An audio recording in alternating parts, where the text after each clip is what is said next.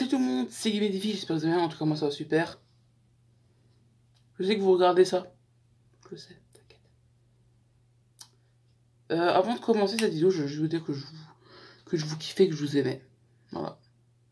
Vous avez une place spéciale dans mon cœur, comme la première qui est dans ce top 10 de mes youtubeurs préférés.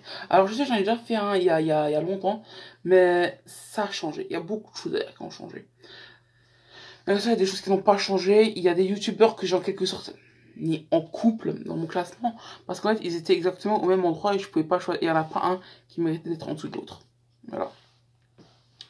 Donc en 10, Swan et Neo The Voice et Alex. Swan et Neo, je les ai connus parce que je me suis dit, qu'est-ce que je pourrais mettre dans la barre YouTube qui... que genre, je suis sûr de trouver aucun résultat. Je sais que vous regardez, mais je vous inquiétez pas. C'est juste qu'en fait, je me suis dit, je vais mettre un pouce bleu sur la vidéo de Gimme Défi. Je vais j'appuie sur le bouton s'abonner, qui est le petit bouton rouge en bas de la vidéo. Vous pouvez activer la cloche qui est juste à côté et mettre un petit commentaire. Ça mange pas de pain, c'est gratuit. Ensuite, je me suis dit, bah, je vais mettre cache-cache. Et cache-cache, je suis tombé sur eux. Je me suis dit, pas possible, c'est un truc nul. Non, c'était vraiment bien. Et de fil en aiguille, comme ça, je continue à regarder les vidéos. Bon, après, je sais qu'il y a un truc, ouais, nanana, les gens qui regardent Swan et Neo, Studio Bubble Tea, tout ça, c'est des pervers. Alors, je ne suis pas un pédophile ou un pervers. Non, pas du tout. C'est juste que je me suis dit, pourquoi pas regarder. Voilà. C'est comme ça de fil en aiguille. Bref. Alex, qui était avant connu sous le nom de R7, faisait des vidéos sur tout ce qui est, comment ça s'appelle, messages, genre l'autocorrecteur quand il rate, les SMS drôles, les SMS de prof, bref, tout type de SMS. Et maintenant, il fait surtout tout ce qui est le plus petit pont du monde, le plus long pont du monde, le plus grand pont du monde. On dort dans le pire hôtel, on dort dans le meilleur hôtel. Bref. Les pires, meilleurs, plus grands, enfin, un peu de tout, le plus. Voilà. Donc 9, Red Défi et Zikri78. Alors, Red Défi, je l'ai connu parce que voilà, je suis une fois tombé dessus dans mes recommandations. J'ai bien aimé, je me suis abonné, je continue à le suivre et je le suis encore aujourd'hui. Zikri78, c'est le 8ème Hugo Posé qui m'a fait découvrir.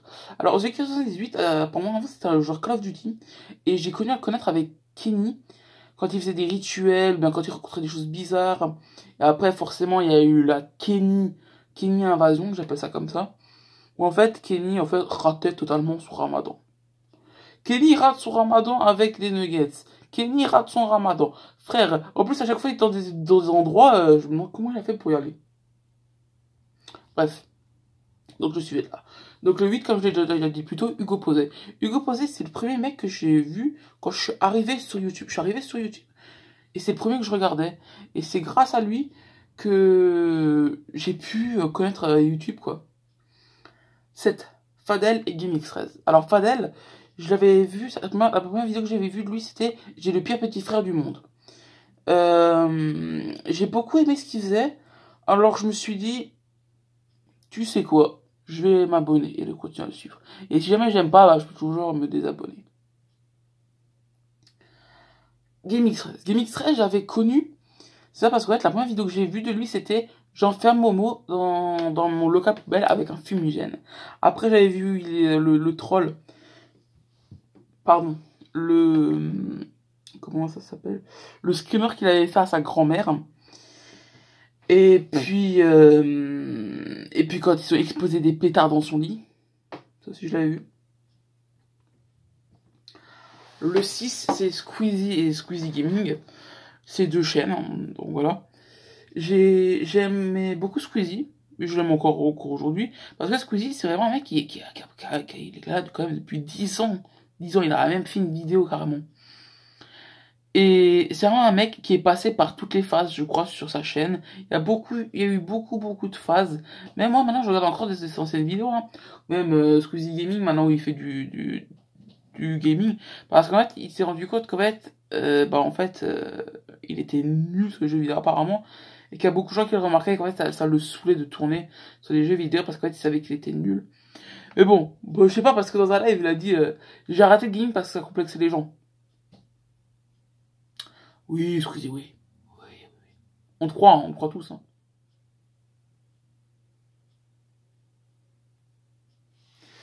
C'est faux, je ne crois pas en mot. 5. The Frag HD. The Frag HD, qui c'est? The Frag HD, c'est comme Alex au début, R7, quoi. C'est un mec qui est dans les SMS, qui d'ailleurs l'est encore aujourd'hui, hein. Et il fait de tout. Il fait tous les SMS, tous les SMS possibles. Prof, autocorrecteur, mauvais destinataire, drôle, bizarre, en couple, célibataire. Je vais pas non plus tous les faire. Et les seuls trucs, et aussi les SMS flippants, les SMS déprimants. Il a même fait un test d'intelligence avec son chien. À sa sauce, mais un test d'intelligence quand même, t'inquiète. Ensuite, 4e, Swimly et Pantoufle Studio. Alors, eux deux, s'ils sont ensemble dans une vidéo, ou même s'ils sont pas ensemble, hein, je sais que vous regardez que ça, je sais. Hein. Bah, en fait, tu sais que ça va être drôle. Soit c'est drôle, soit ça part en couille. Et dans les deux cas, c'est toujours drôle. Que soit ce soit drôle, ou bien que ça parte en cacahuète au bout d'un moment, c'est toujours très drôle. Bon, faut aimer l'humour quand même. Hein. 3e, Sora Sora Off et Dooms. Et je peux pas de Dooms éternel. Hein. Voilà, la blague, elle est faite. Pouce bleu, petit bouton rouge en bas de la vidéo, commentaire, cloche. Qu'est-ce que je dois encore dire, moi, non? Ah ouais, Sora, je l'ai connu grâce à Yandere Simulator, et Dooms, je sais plus si c'est les... Je crois que c'est quand, en fait, elle commença à parler de son appartement, enfin, de sa maison qui était flippante, et de nos expériences à nous. Donc je crois que c'est là que j'ai commencé à la connaître. Et en deuxième, et donc j'ai beaucoup aimé, donc j'ai continué de suivre. Le 2, c'est Lopok, le bazar de Lopok, Pollock et Master et Kenny le Husky. Alors eux deux, ils sont dans un univers totalement éloigné, quoi. Lopok, le bazar de Lopok et non, pas Pollock. Lopok et le bazar de Lopok, c'est surtout sur des bugs ou alors ils testent des jeux ou alors des mèmes sur des jeux. Pollock, c'est quelque chose, c'est une chaîne. Alors, Master et Kenny Lasky, tu vois, ils filment vraiment leur quotidien avec Kenny et ses réactions. Genre, par exemple, ils vont en forêt, ils le dépensent, ils vont donner des jeux pour chiens, des animaux qui habituellement n'ont pas de jouets, quoi. Et puis, ils vont au McDo voir ses réactions pour manger un nouveau burger, par exemple. Si eux deux, un jour, font un feat, ben, je serais très content. Et t'inquiète pas, je vais sauter sur la vidéo. T'inquiète. Même si ça m'étonnerait parce que je crois que Lopok, il a eu peur du chien. Parce qu'il a eu une mauvaise expérience avec.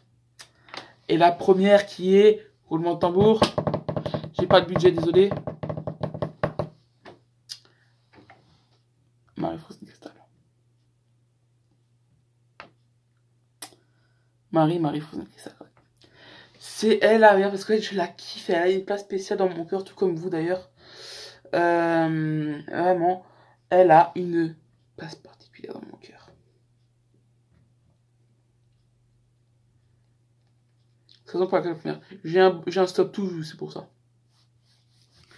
Vraiment, c'est vraiment la meilleure. Enfin, vraiment la meilleure des youtubeuses. Hein. Elle est même au-dessus de moi, de toute façon. Donc, sont tous les façon dont j'ai parlé, ils soient forcément faits au-dessus de moi, en fait.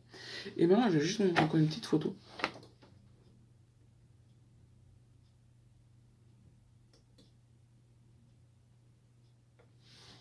Je vous prends, attention, le son va être dégueulasse.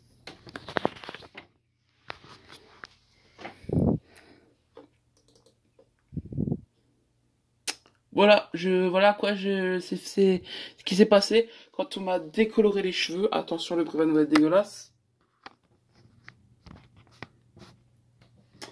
Voilà ce qui s'est passé quand l'on m'a décoloré les cheveux. Voilà à quoi j'ai ressemblé pendant 50 minutes. On est ok? On est ok. 50 minutes où j'avais des bouts d'alu sur la tête. C'était des bouts de morceaux d'alu.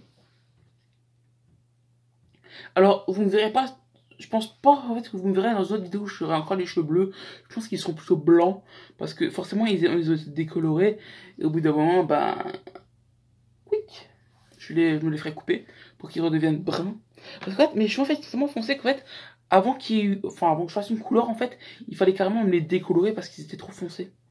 Sinon, en fait, le bleu n'aurait pas pris, en fait. C'est drôle, hein. Ah, moi, j'ai pas trouvé ça drôle quand on me l'a annoncé. Elle me dit, bon, on va les décolorer. Moi, j'étais là. Ah. Non, je déconne, elle me l'avait déjà annoncé, en fait. Elle avait annoncé au téléphone, et donc elle m'a dit, faudra les décolorer. Ah. Mais surtout, le pire, en fait, c'est le lavabo, parce qu'en fait, t'as du mal à avaler, et en fait, j'ai dû rester comme ça pendant, allez, 5-10 minutes. Mais genre, après, pour me relever, mes cervicales, j'ai eu tellement mal au cervical, je te jure. Ça a fait un mal de chien au cervical. Mais bon, alors on n'est pas là pour parler de ça. Je pense que ça tout. Et vraiment, merci du fond du cœur d'être avec moi sur cette aventure, quoi. Je peux pas dire autre chose, quoi. Et on est vu qu'en fait, on est presque sans abo. Je me suis dit, bah, de toute façon, je suis une coloration. Alors, c'est vraiment un moment rêvé. Et vraiment, merci du fond du cœur pour vous. Ciao, ciao.